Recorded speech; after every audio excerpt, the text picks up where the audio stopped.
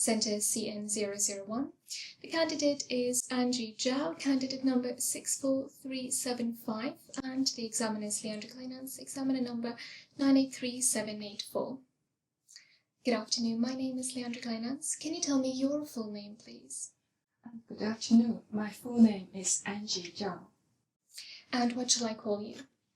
Angie, please. Thank you. Can I see your identification, please? Sure. Here you are.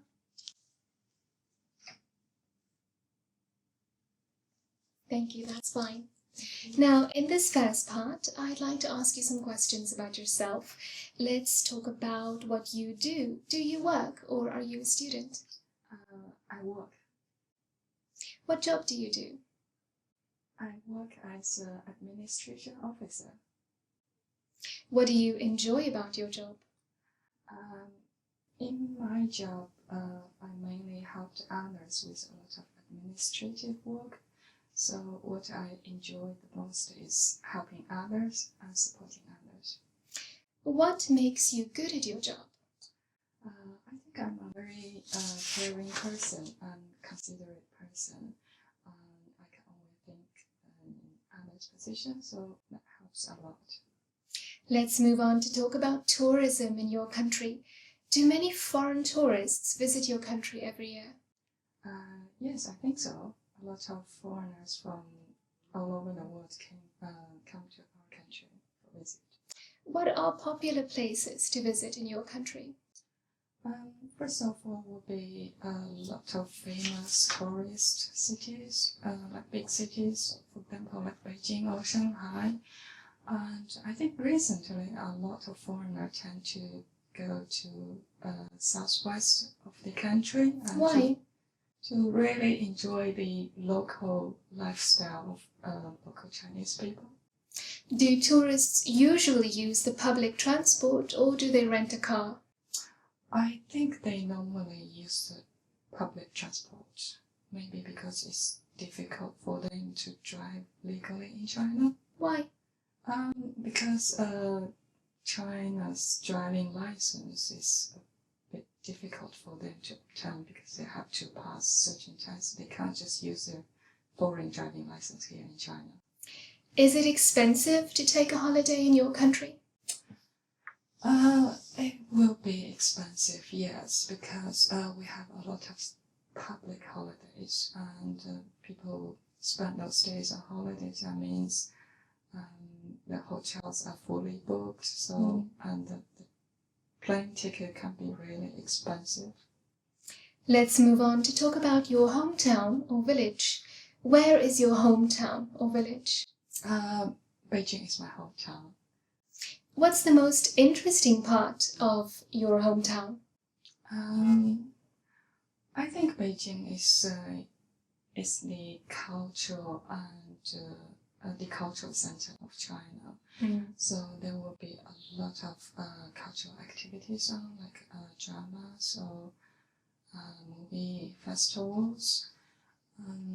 So I think people really enjoy the Chinese culture here in Beijing, and we also still have a lot of old buildings. Thank you. What kind of jobs do people do in your hometown? People can do a lot of different kind of jobs because as a modern big city, we have a lot of foreign companies operated in Beijing, so you can do whatever the job you want, you can find it. Would you say it's a good place to live? It is a good place to live, yes, because there are many job opportunities and the economic is thrive here, and also you can enjoy quite balanced personal life. Now, I'm going to give you a topic and I'd like you to talk about it for 1 to 2 minutes. Before you talk, you'll have 1 minute to think about what you're going to say. You can make some notes if you wish. Do you understand? Yes. Here is a pen and pad for making notes. And here's your topic. Please don't write anything on the booklet. Okay. I'd like you to describe something you do that helps to protect the environment.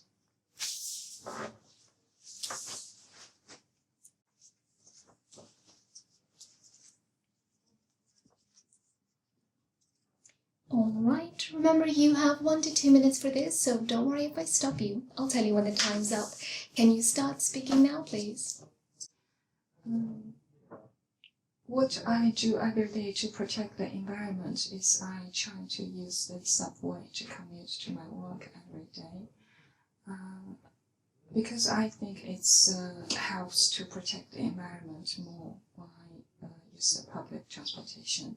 Actually, I have my own car, but I think firstly, the traffic in Beijing is really heavy, so probably it would take less time for me to use the subway to work. Second, using a personal car, I think is very, it won't help with the environment protection. And the car will consume a lot of petrol and produce pollutions for the air. And that's why I choose the subway to work every day. And what I know is some people will cycle to work every day, but I think the most difficult thing for me in this case is I can't really find a safe place for my to park my bicycle. For example, at my the area where I live, I have to carry the bicycle to my apartment, which is on the 4th floor. So it will be a lot of labor work for me. But I know there are some apps on mobile phone to provide public bicycle for people to use. So you can get a bag from place A and return it to place B, which I think is a really brilliant idea, and I might try it later. Thank you. Will you continue to use the subway in the future? Yes. Thank you. Can I have the booklet and the pen and pad back, please?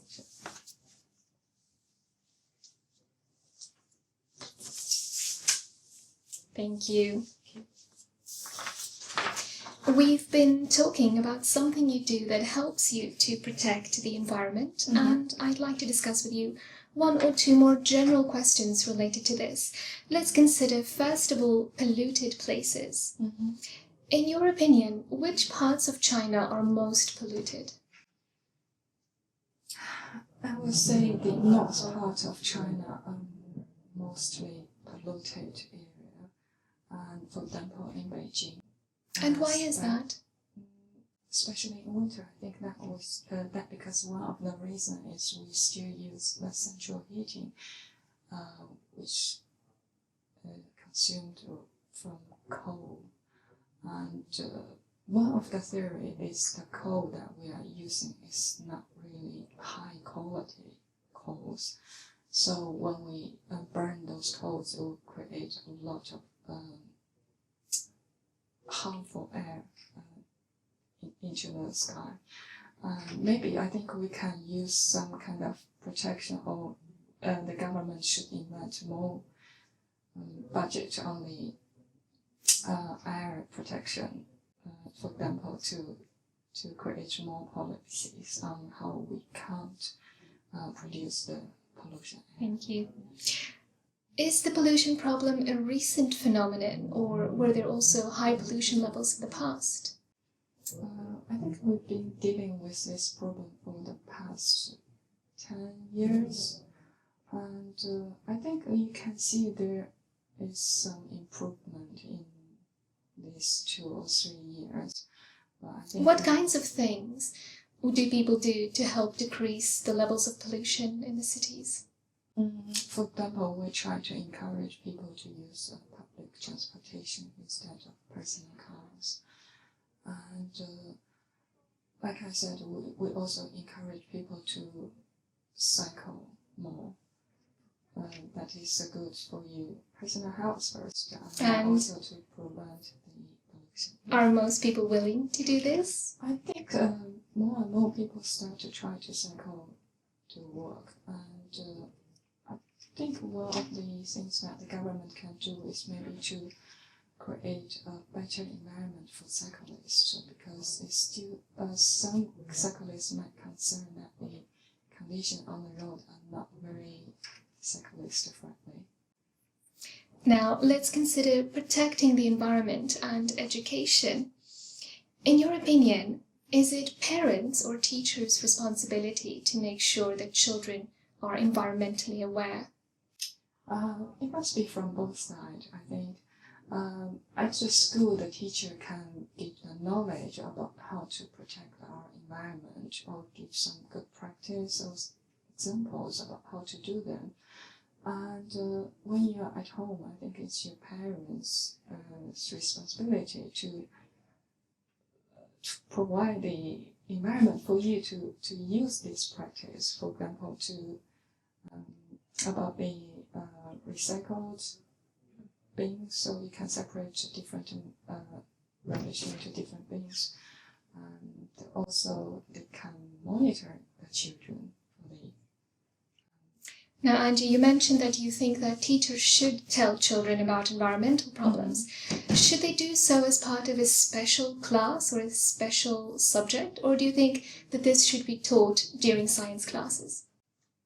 I think it can be taught just during the science classes. Oh, actually, it can be taught during the day. It's a daily topic. We can the environment protection can be everywhere. So I think for the teacher, one is knowledge is important.